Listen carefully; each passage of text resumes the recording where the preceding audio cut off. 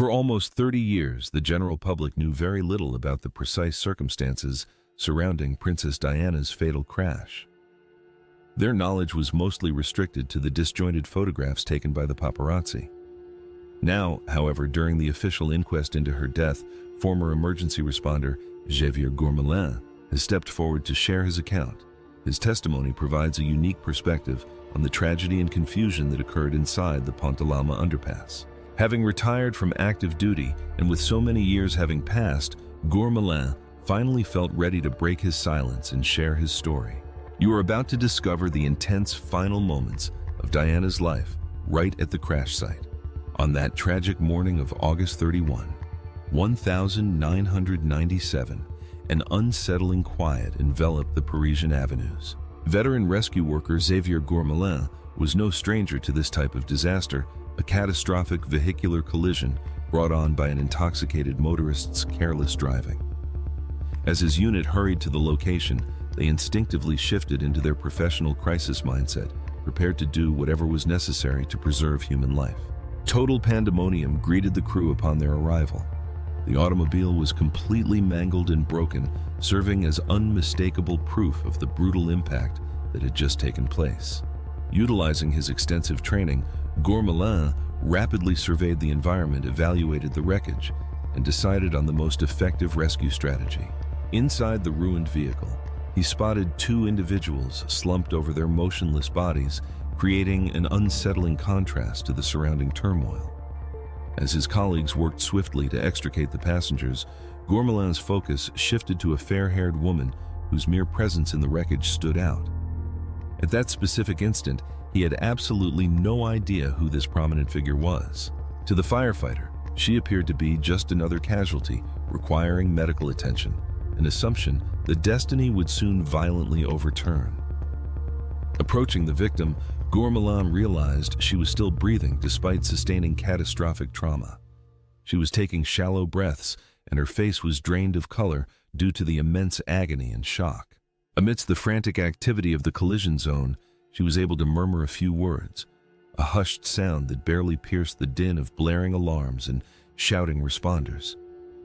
During that brief second, Gourmelin bent down, trying intently to hear what she was saying, feeling a profound sorrow for the disaster happening right in front of him.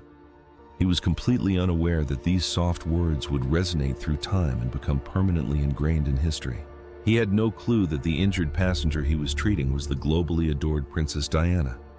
During her last conscious seconds, she extended her arm, her voice reduced to a delicate whisper, as if anchoring herself before departing this world.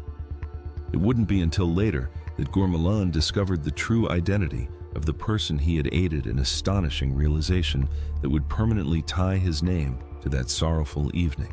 At that exact moment, however, his sole priority was the immediate job at hand, dedicating all his medical knowledge and experience to soothing and treating the wounded passenger. Let us rewind to the hours just before the catastrophe. When midnight struck and Paris slept beneath a starry sky, Diana and Dodi could never have guessed the horrific fate looming in the early hours of the 31 Saint. The month of August was ending with a brutal stroke of destiny that would obliterate their futures and cast the entire globe into deep sorrow over two individuals whose romance shone brilliantly in the public eye. As the night enveloped the French capital like a dark veil, Diana Dodi and their dedicated security guard Trevor Rees-Jones quietly exited the rear doors of the hotel, carefully hiding their departure. Waiting for them outside was a sophisticated, dark Mercedes S280, its polished exterior serving as a symbol of getaway from their chaotic, highly scrutinized lives. The passengers had no idea that their designated chauffeur, Henri Paul, was concealing a lethal reality beneath his polished professional demeanor. Without the knowledge of his clients, Paul had ingested a minimum of 2 alcoholic beverages before taking the wheel, allowing the deceptive effects of liquor to numb his reflexes. Post-crash toxicological reports demonstrated that the driver's blood alcohol concentration was actually 3 times higher than the legal threshold allowed in France. This staggering fact threw a heavy blanket of blame over the tragic sequence of events that occurred in the early morning darkness. Yet liquor was not the sole contributor to Henri Paul's compromised condition. Additional inquiries uncovered that he had also taken prescription drugs, creating a hazardous mixture of chemicals that severely degraded his decision-making and physical coordination. As Diana Doty and Rhys Jones sank into the plush seats of the Mercedes, Paul's outward conduct masked the disaster waiting to happen, a volatile combination of inebriation and careless overconfidence. Based on statements from those who saw them, the driver's actions grew increasingly unpredictable as they drove through the complex Parisian roadways, and his exchanges with the pursuing photographers bordered on the bizarre. Taunting the cameramen who swarmed the vehicle like predators, he seemed to revel in the spotlight, shouting remarks filled with a dangerous bravado that verged on sheer lunacy. Stephanie Darman, a motorbike rider employed by one of the photographers, later recounted the terrifying nature of Paul's antics, describing him as treating the paparazzi like playmates in a lethal contest with unimaginably high consequences, yelling a boastful, "Lady D will be here in 15 minutes." Paul grabbed the steering wheel and pressed heavily on the gas pedal, launching the Mercedes into the dark streets. When Princess Diana and Dodi Faye settled into the rear of the sophisticated black vehicle, Paul assumed his position in the driver's seat, his faculties severely compromised by the toxic combination of pills and booze. Two decoy vehicles were deployed in a frantic bid to evade the relentless paparazzi, attempting to shield the famous pair from the invasive cameras. However, these careful preparations were ruined by Paul's irresponsible cockiness. His sudden, reckless driving choices signaled their true route to the aggressive swarm of photographers chasing them. Accompanied by roaring motors and flashing camera bulbs, the pursuit commenced with the Mercedes rocketing down the Champs-Élysées at a terrifying velocity. Even as the media pack tried frantically to block their path, Paul kept a firm grip on the wheel, and his foot mashed against the accelerator, causing the urban landscape to blur past them in a chaotic rush. Yet as they neared the entrance of the tunnel under the Pont de l'Alma, the loud frenzy of the paparazzi chase became irrelevant, eclipsed by the impending disaster waiting in the gloom. A mere 3 minutes after the automobile vanished into the tunnel's dark opening, catastrophe occurred with savage speed.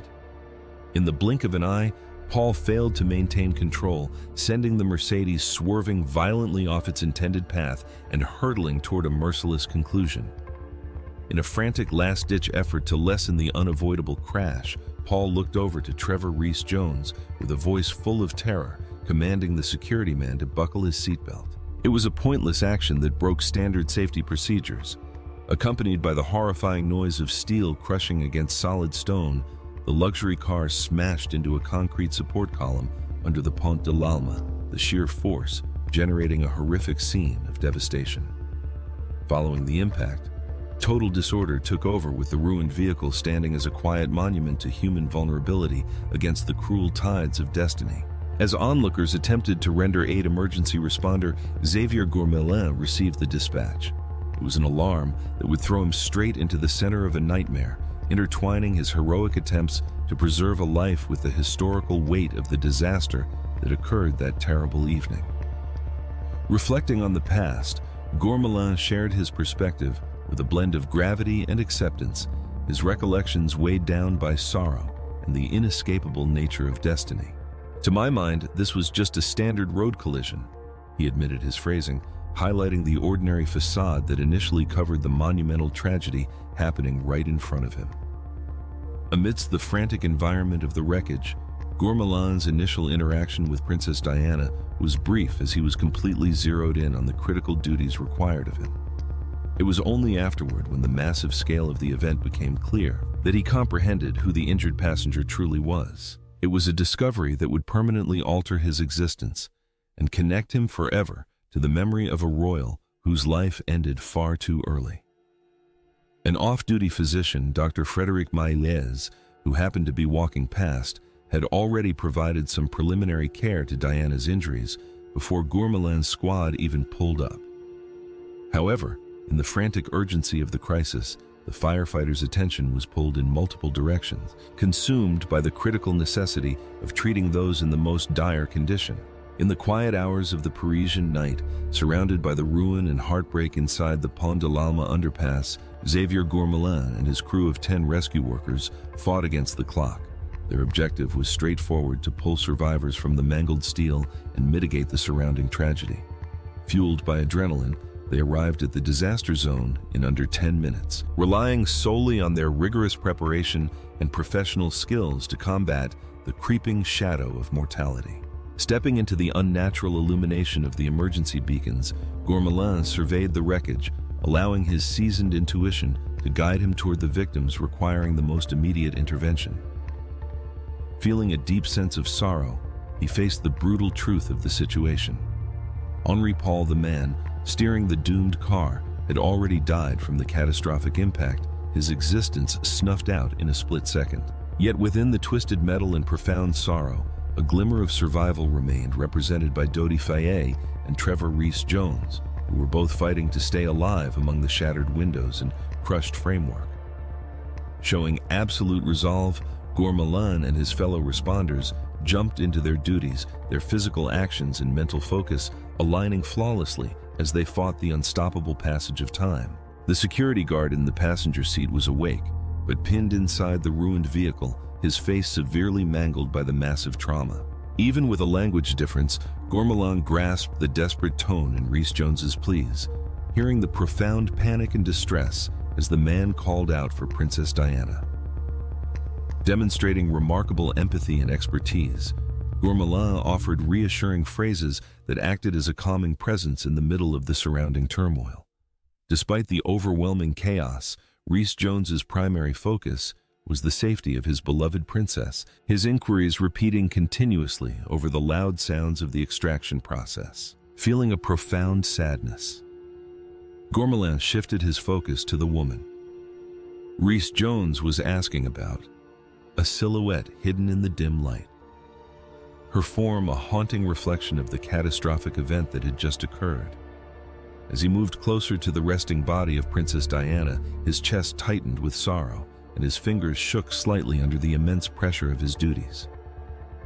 Within the dark recesses of the destroyed Mercedes, surrounded by sharp glass and bent steel, the veteran firefighter's keen vision located a shape resting in the shadows, a blonde woman positioned on the vehicle's floorboard. During that brief second surrounded by destruction and sorrow, he detected a ray of optimism, a heartbeat that resisted the total ruin enveloping them. Moving with careful resolve, Gourmelin walked up to the passenger, his eyes scanning her body, and he felt a surge of comfort when he saw her chest rising and falling slightly, a quiet proof that the spark of life still burned inside her. Even given the horrific circumstances, he was struck by the victim's fortitude, her enduring vitality amidst the absolute slaughter around her. Using his experienced touch, Gourmelin evaluated the severity of the passenger's wounds, his sharp eyes catching a minor scrape on her right shoulder, which seemed like a trivial mark compared to the absolute destruction of her environment. Grasping her hand, he offered comforting remarks, his tone serving as a steadying force within the chaotic hurricane of doubt swirling about them. "Remain calm and keep still," he whispered his instruction, acting like a quiet invocation in the gloom, a request for endurance against the pandemonium threatening to swallow them whole. In the quiet that followed, Gourmelin's attendants acted as a vital anchor, a small beam of light in the encroaching shadows. For almost 60 minutes, the firefighter stayed right next to the injured woman, his unwavering support providing solace and safety against the crushing sense of tragedy. While treating her wounds with tender precision, he attempted to alleviate her fear by speaking words of bravery and comfort through her immense pain. During those quiet moments of sorrow, Princess Diana likely uttered her final sentence, a soft question that resonated within the hollow shell of the crushed automobile, serving as a heartbreaking symbol of human vulnerability and inescapable destiny. "My God, what has happened?" She breathed, her tone resembling a delicate cord, tethering her to the existence she was on the verge of departing. Inside the quiet interior of the wreckage, Gourmelin felt a profound, aching sadness. He found himself unable to speak, silenced by the immense gravity of the disaster filling the atmosphere. Ultimately, even with the supreme dedication of Gourmelin and his emergency crew, Princess Diana's destiny was unavoidable. a devastating conclusion to an existence abruptly ended by random events and cruel fate. As she was loaded into a medical transport unit, her last seconds enveloped in enigma and sorrow. Gourmelin stood by without the power to do more, his spirit weighed down by a tragedy too massive to comprehend. Operating with exactness and grit, the rescue personnel utilized a motorized cutting tool, its spinning teeth relentlessly slicing apart the unyielding framework of the car. Through all the racket and disorder, Gourmelin stayed right beside Diana, his steady company offering solace amid the surrounding frenzy. "I administered oxygen to her," Gourmelin remembered later.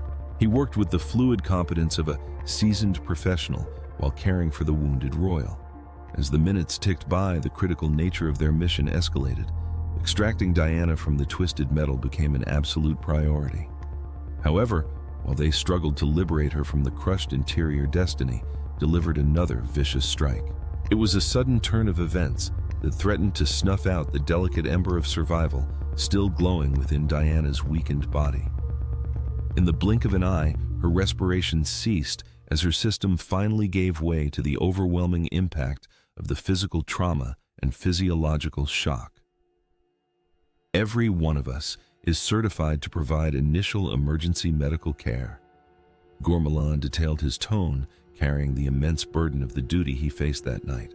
Driven by an intense need to act, he immediately began resuscitation protocols, his fingers working with rehearsed accuracy as he battled to preserve the royal's life. In a breathless span of time, Gourmelin's adept hands continuously compressed Diana's chest, his entire focus narrowed down to one objective: restoring the pulse of the woman resting underneath him. Miraculously, thanks to these vital emergency procedures, Diana's chest began to heave once more, her respiration returning as a delicate murmur amid the surrounding turmoil. "As a first responder, you want to save lives, and that's what I thought I would have done." Gourmelin reflected, his words laden with deep feeling. Nevertheless, even after Diana's pulse was revived, the struggle to ensure her survival was nowhere near complete. Feeling the immense pressure of their critical mission, Gourmelin and the medical crew transferred Diana into the back of an ambulance, their spirits burdened by the reality that she was barely clinging to life. As the vehicle accelerated toward the Pitié-Salpêtrière hospital, the quiet night was pierced by the blaring alarms of the transport, a frantic plea for salvation against a looming catastrophe. Yet as they hurried through the shadowed avenues of the French capital, destiny stepped in again, striking a devastating hit to their rescue aspirations. While inside the moving ambulance, Diana experienced a subsequent cardiac arrest, her vulnerable system collapsing under the continuous barrage of immense shock and injury. Driven by absolute necessity, the transport vehicle screeched to a stop, its rear doors thrown wide as the medical team scrambled to assist her. In the midst of that frantic crisis, chest compressions and electrical shocks were administered with intense speed, the rhythmic noises of their life-saving attempts acting as a chorus of optimism against the encroaching gloom. As the clock ticked deeper into the early morning, Princess Diana's brave battle for life persisted within the sterile halls of the Pitié-Salpêtrière hospital. By 1:45 a.m., she had survived the immediate crisis of her second cardiac event, her weakened physical form holding on to existence despite the severe internal destruction. With every ticking second, the danger increased, and the sprint against the clock grew exponentially more critical as the surgical team labored without pause to rescue the beloved public figure. Based on the book, The Day Diana Died, the princess was brought into the esteemed medical facility at exactly 2 a.m. Her entrance caused an immediate surge of urgency, prompting physicians and specialists to jump into action. In a frantic bid to prevent her passing, Diana was hurried into the surgical theater, her survival balancing on a knife's edge as expert professionals worked exhaustively to halt the massive internal hemorrhaging that was draining her life away. Even with the magnificent dedication of the hospital staff, Diana's medical status was highly unstable, a thin cord connecting her to the realm she was soon to exit. In a brutal turn of events, Princess Diana's heroic struggle concluded in profound sorrow. Despite undergoing 2 full hours of cardiopulmonary resuscitation and an emergency surgical procedure, her physical form simply could not endure the catastrophic internal wounds sustained during the collision. At 4 a.m., surrounded by the quiet murmurs of the surgical team and a suffocating atmosphere of sorrow, Princess Diana was officially declared deceased. A universally adored figure ripped from existence in a second of agonizing permanence. To Xavier Gourmelin, learning the actual name of the victim he treated was a stunning blow, an abrupt awakening that turned a routine call into a world-altering event. At that moment, I was completely unaware that she was Princess Diana. He admitted, his statement colored by sheer incredulity. I only found out her identity when a medic informed me as she was being moved to the transport. Following the devastating shift, Gourmelin went home to his spouse carrying a massive emotional burden. The gravity of the information he possessed felt incredibly heavy. I was completely stunned. He acknowledged, his speech quivering with suppressed feeling. I knew who she was, but I don't follow the British royal family closely. I went to the ambulance and looked inside, and that's when I recognized her. A radiant persona now swallowed by the night. Her very being served as an intense symbol of human mortality and the transient quality of global celebrity. As far as I knew, she was alive in the ambulance, and I expected her to survive. He shared his statement, standing as proof of the persistent hope that fueled his duties during such a bleak scenario. However, even as he held on to that optimism, the grim truth of the situation remained an undeniable factor. Security detail. Trevor Rees-Jones emerged as the lone individual to live through the catastrophe, his incredible survival providing a tiny spark of light within the immense tragedy that claimed the others. Dodi Fayette, Diana's cherished partner, died from cardiac arrest immediately at the impact zone. His existence was wiped out in a single moment. For Gourmelin, the obligation to remain quiet was a heavy load, a strict pledge of confidentiality that tied him firmly to the secrets of that tragic evening. Because he served as both a rescue worker and a member of the French armed forces, he was strictly prohibited from discussing any details of the emergency, his silence mandated by professional obligation and his sworn pledge. For more than 20 years, Gourmelin concealed his experience from the public eye, keeping his recollections of that heartbreaking night heavily protected. It was only after he retired from his official position that he chose to speak out, motivated by a need to illuminate the circumstances that had stayed with him for decades. At present, Gourmelin resides in his native region of Brittany, holding the position of Emergency Transport Director at the Brest Airport. Even with the years that have gone by, the vivid memories of that doomed night persist. The emotional toll is something he continually bears, a constant symbol of human vulnerability and the permanent historical footprint left by Princess Diana's heartbreaking passing. In the wake of Princess Diana's horrific demise, an immense surge of mourning washed over the United Kingdom, drowning the country in an overwhelming flood of grief and despair. From the crowded avenues of the capital city to the peaceful roads of rural towns, the British populace did everything in their power to pay tribute to the woman they called the People's Princess. Bouquets of flowers covered the iron fences of Kensington Palace, serving as a touching representation of the massive adoration and warmth Diana had ignited in the souls of countless individuals. Unquestionably, Diana's premature passing affected the existence of innumerable individuals, bringing them together in a collective feeling of bereavement and memory. However, in the middle of this global outpouring of sadness, Gourmelin wrestled with his own personal recollections of that disastrous night. The chilling visuals remaining in his consciousness like phantoms from history.